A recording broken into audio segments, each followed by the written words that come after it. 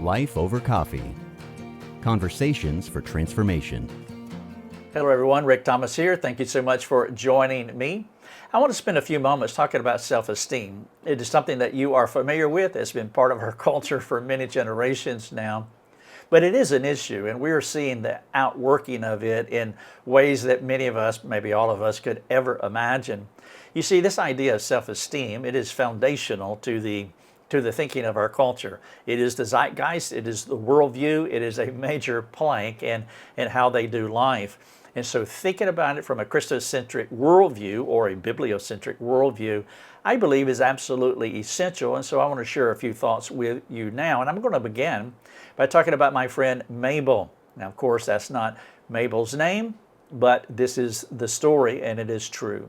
Mable walked into the woods one day and she doused herself with gasoline and set herself on fire. That is a true story, and she died. The newspapers said that she suffered from low self-esteem. They were wrong. Mable was preoccupied with herself. Mable could not stop thinking about herself, her problems, those who mocked her, those who put her down, those who alienated themselves from her, and a myriad of other everyday disappointments from family and friends. Mabel's thoughts would not release her from a self-centered preoccupation that led her into the woods. It was the only path she knew that would break the stronghold of soul noise that was consuming her. Mable had an extremely high view of herself. Now that sounds harsh on the front end, and I realize that, and I don't mean it that way at all.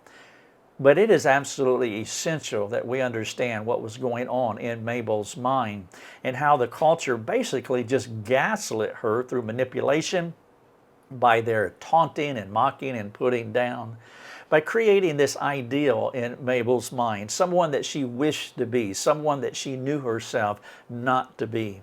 You could say that Mable had this lofty opinion of herself where she hoped that she could ascend to that perch, to that place.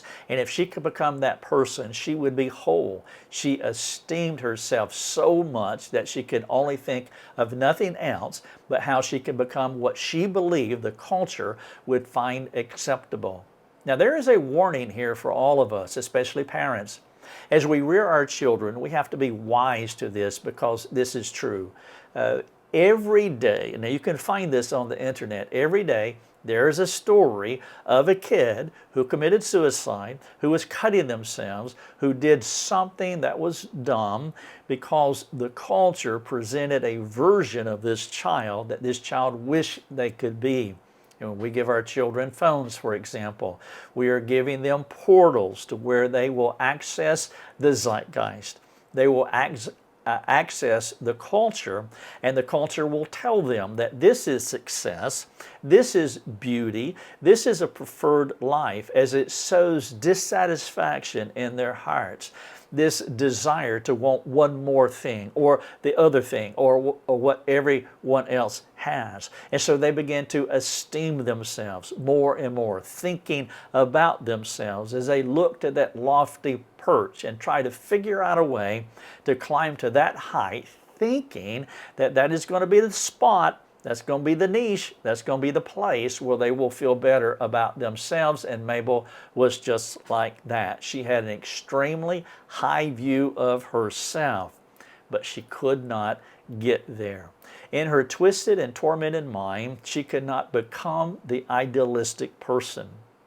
Rather than resting in the imago Dei, meaning the image of God, God created us in His image. And the only way to find acceptance and love and wholeness and worth and respect and significance is being in Christ. Humans made in the image of God, that image was distorted. Christ came to regenerate, or so we can be born a second time, so that we can find completeness in Christ, satisfaction and rest, love, worth, significance, and respect. And so there's no craving for the Christian for these things. But Mable wanted acceptance and respect and love from the culture.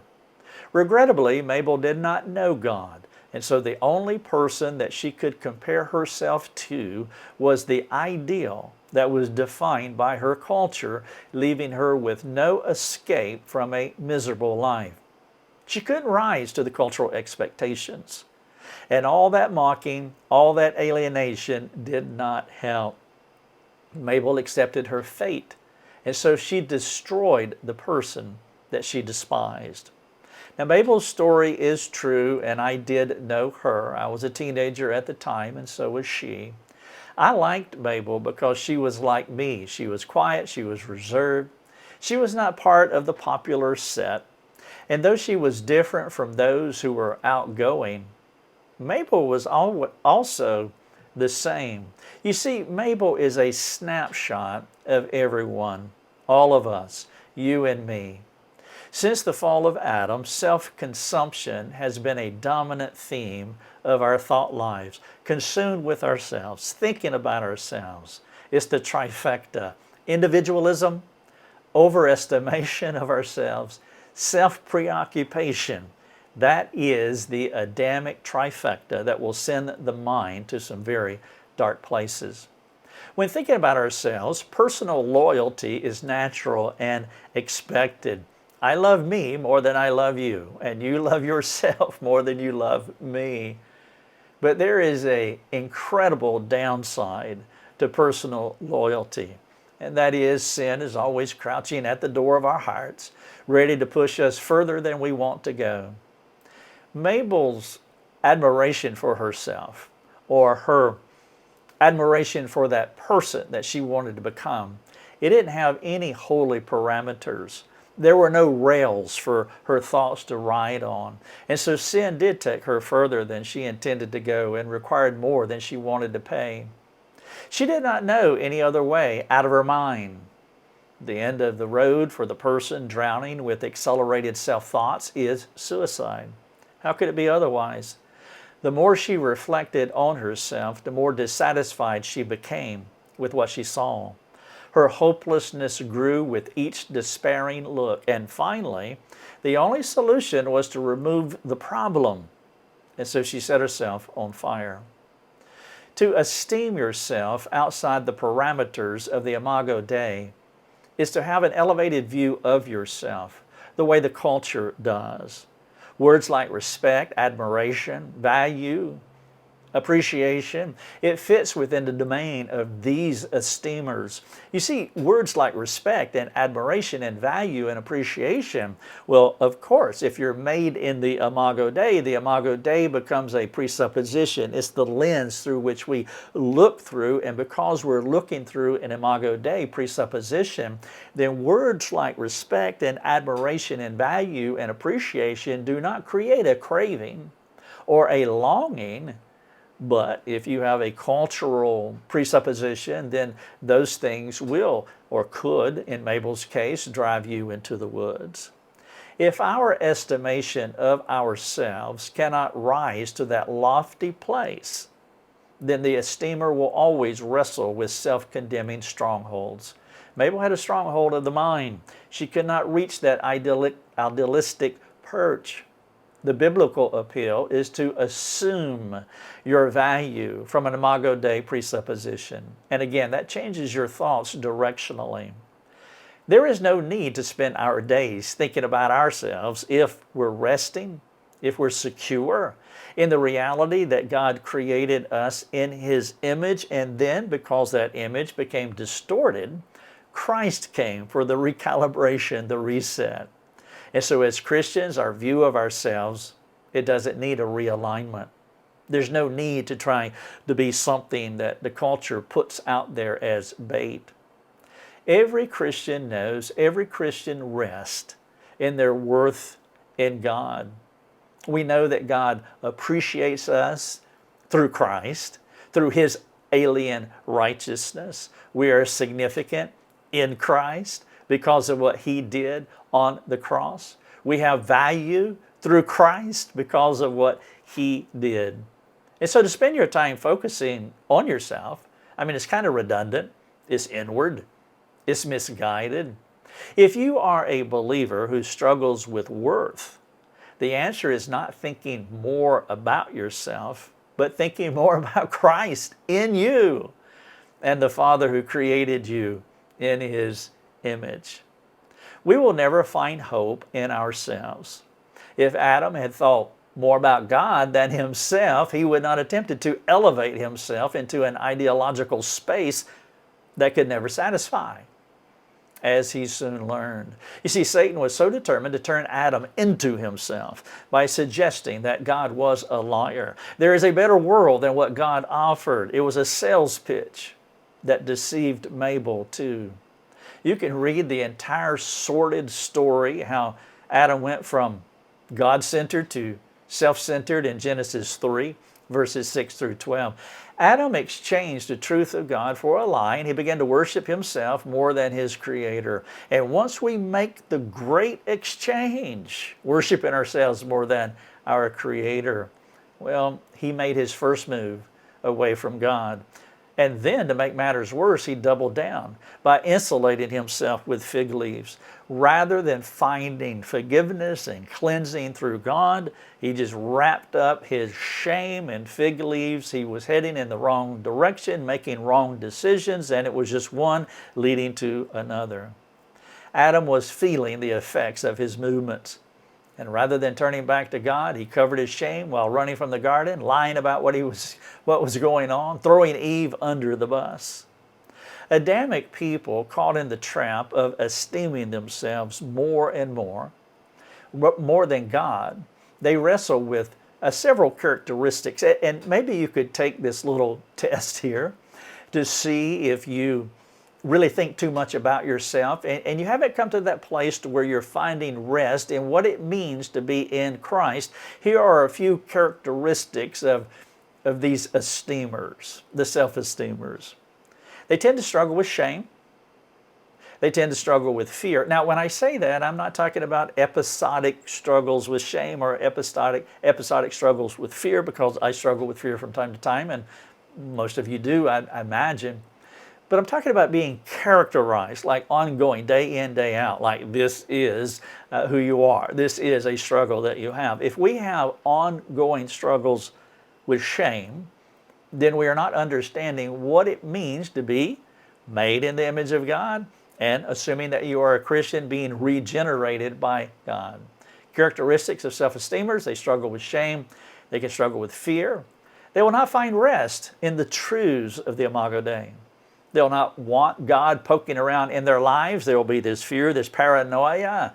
They're not comfortable with their relationship with God. Adam was not comfortable with his relationship with God, so he began to move away, finding other ways to satisfy this desire for comfort. They will practice deceit to hide the truth about themselves. My friend Mable, for example, was not being honest with others about what was going on. She struggled with so much shame and so much fear. You can see the stacking of problems here. In fact, we could use her as an illustration. She struggled with shame, which brought in fear. She had no rest or understanding of what it meant to be made in the Imago Dei. She really didn't want God or anyone poking around in her life because of the vulnerability and because of the shame that she struggled with. And then she practiced deceit to hide the truth about herself. That's why it was such a shock when she went and set herself on fire in the woods. Of course, these people tend to blame their problems on others, and these are some of the characteristics of people who are overly immersed in this kind of self-centered thinking. The culture will tell a person like Mable they need to esteem themselves more. The problem with turning yourself onto yourself to think better about yourself, it's never been the answer. Self-centeredness binds the soul until the weight of our thoughts buries us in a hole of hopelessness. The cure for self-esteem is to think of ourselves less while considering God and others more. You see the directional challenge and the directional change to break the bonds of self-esteem. Thinking less about yourself and thinking more about God and others. If we continue to give our minds to thoughts about ourselves, we'll end up like Adam, with complicated views and distorted relationships. The message of the gospel is always counter to man's wisdom. You hear that language in 1 Corinthians 1:25. For the foolishness of God is wiser than men, and the weakness of God is stronger than men. That's why our culture cannot get their minds around this idea.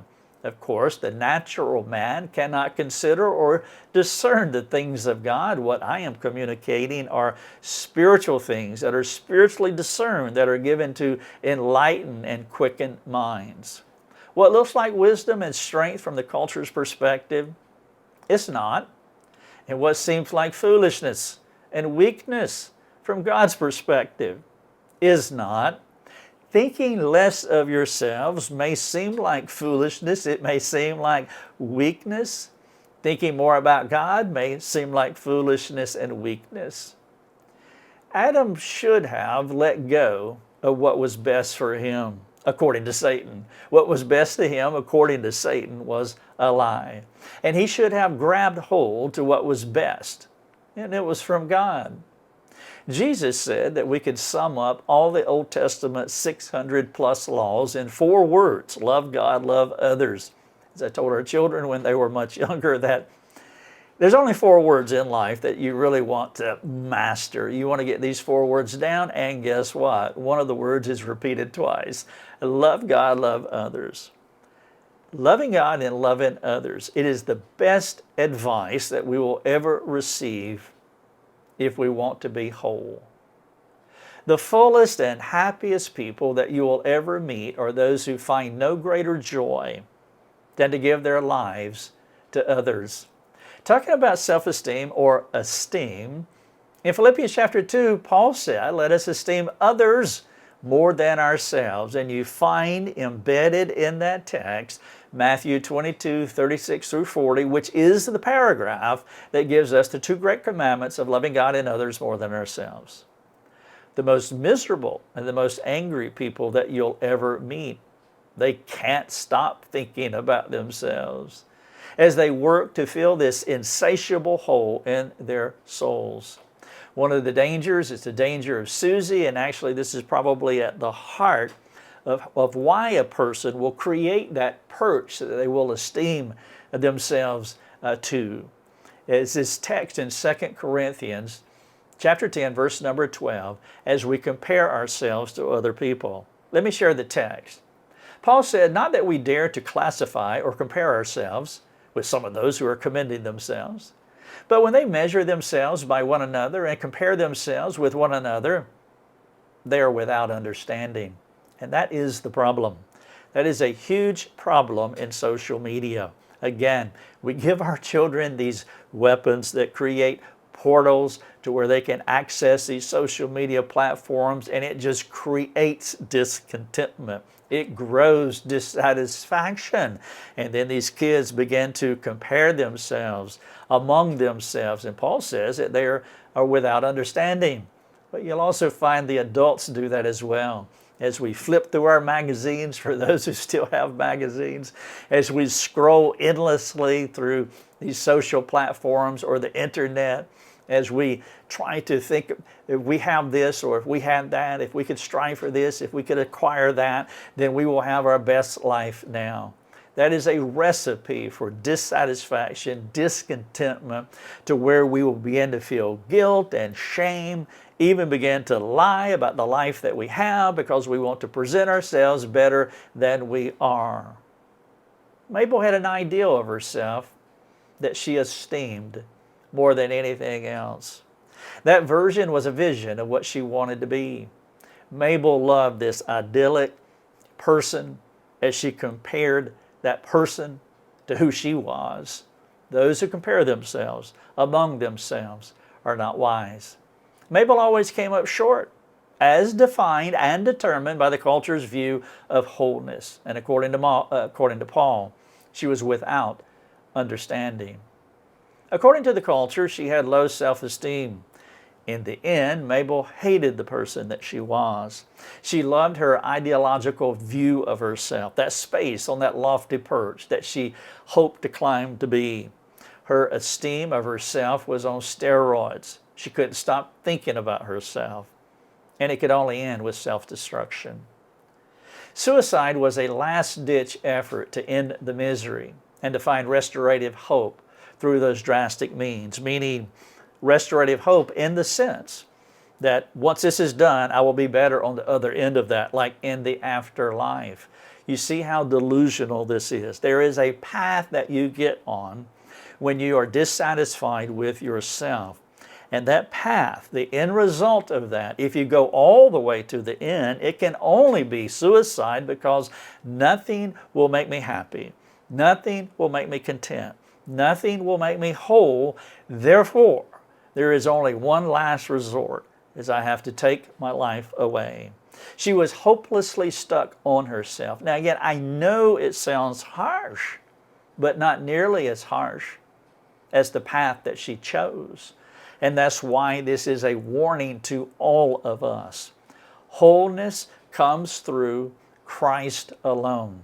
Colossians 1:28, Paul said it this way, that we warn every man, that we teach every man, that we find completeness in Christ. And there is a warning here, and there is teaching here. God makes us complete.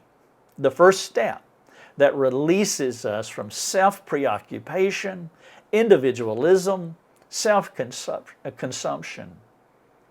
Complete people pursue God and others more than themselves. Loving God and others will not deplete you. It will fill us with more of God's character, more of His attributes, releasing us for more of His empowering favor. In James 4:6, James says that God gives empowering favor to the humble.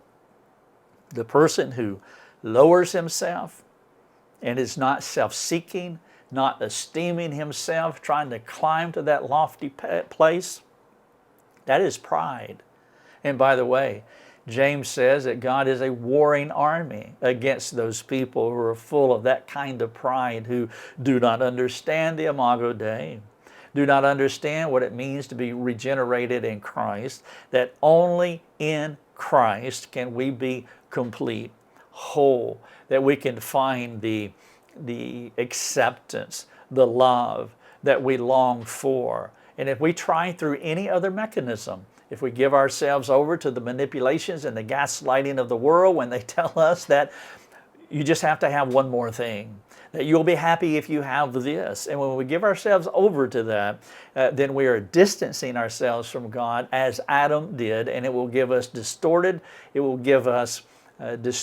views and dysfunctional relationships. Let me wrap up by asking just a couple of questions. I trust it will help you to think about what I've been sharing here.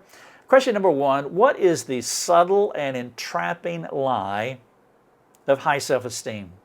Now, what I would like for you to do, it would be fantastic if you could take what I've shared with you here. The article on our website is titled The Cure for Low Self-Esteem.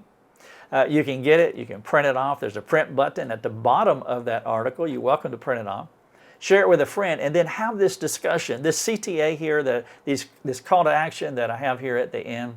This would be a great small group discussion, or just between you and another friend. And so question number one, what is the subtle and entrapping lie of high self-esteem? Number two, Satan did not tell Adam or Mable that if they tried to become like a god, that it would end well for them. Satan's a liar. You see, Proverbs 14:12 says that there is a way to a man, but the end of that way is death.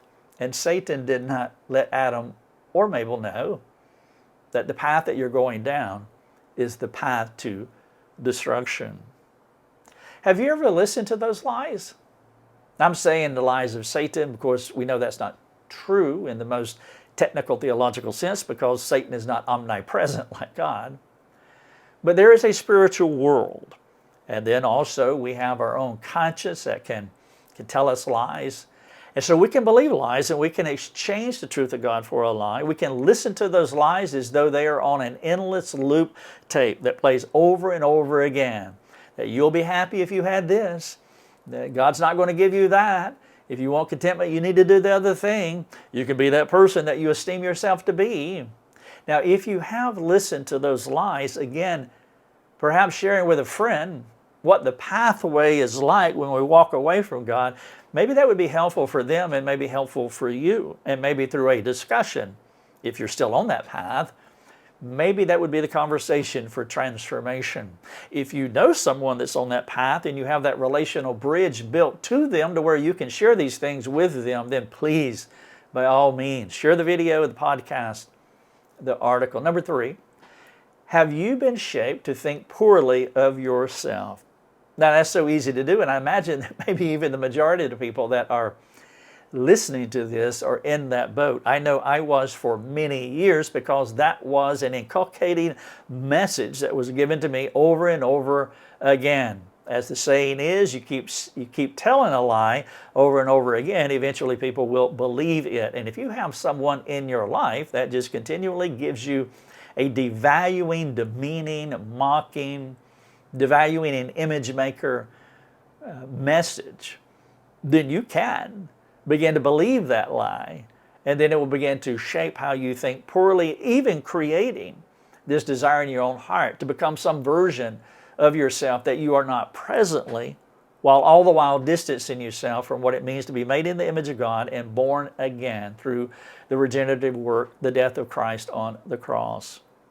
How have familial and cultural perspectives, words, actions shaped you adversely? I know many of you struggle this way, and I would appeal to you to find a friend, find someone that you can talk to, especially if you have that stronghold, that thought fortress that has been reared up in your mind that is against the knowledge of God, because the knowledge of God is a completely different message. Number 4, what is the path to freedom? A steady stream of thinking, less about yourself and more about God and others. Or, I'm sorry, why is the path to freedom? I was reading the question, it's like, this is not making sense as I'm reading it here in my teleprompter. Why is the path to freedom a steady stream of thinking, less about yourself and more about God? You really have to answer that question. If you want the path to freedom, then it is a steady stream of thinking less about yourself and more about God. And the follow-up question here to number 4, will you share how the 2 great commandments release you from self-consumption? Will you share with a friend how the 2 great commandments release you from self-consumption? Now, this what I just shared with you is at lifeovercoffee.com, and I want you to be exposed to it. I want you to have it.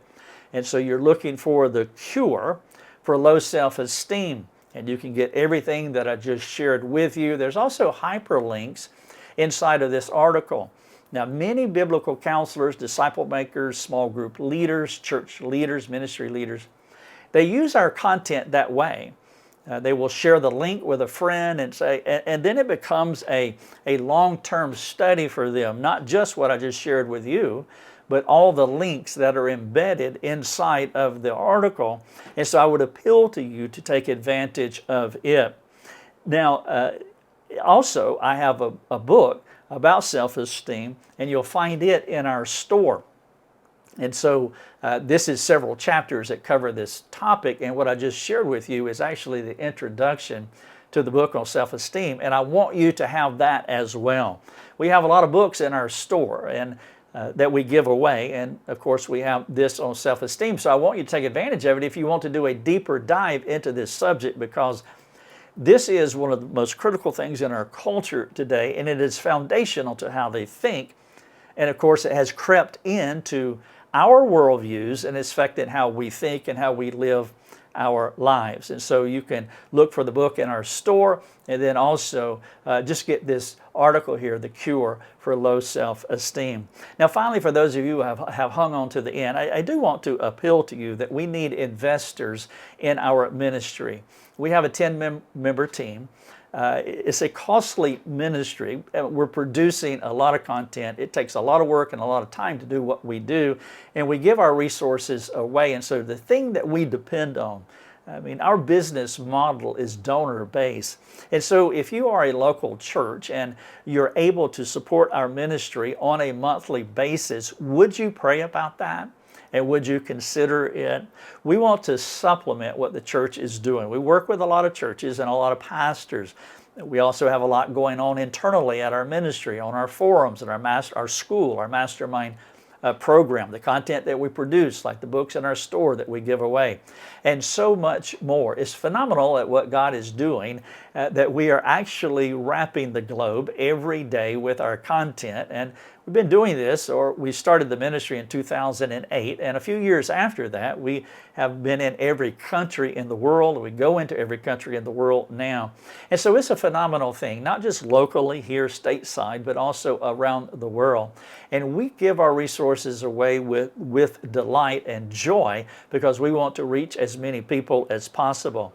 And so if you are a local church and you're able to support us, if you are an individual and you're able to support us, would you do that? We need investors in this ministry so that we can continue to do what we are doing. And if you would make that a matter of prayer, I would greatly appreciate it. Thank you so much.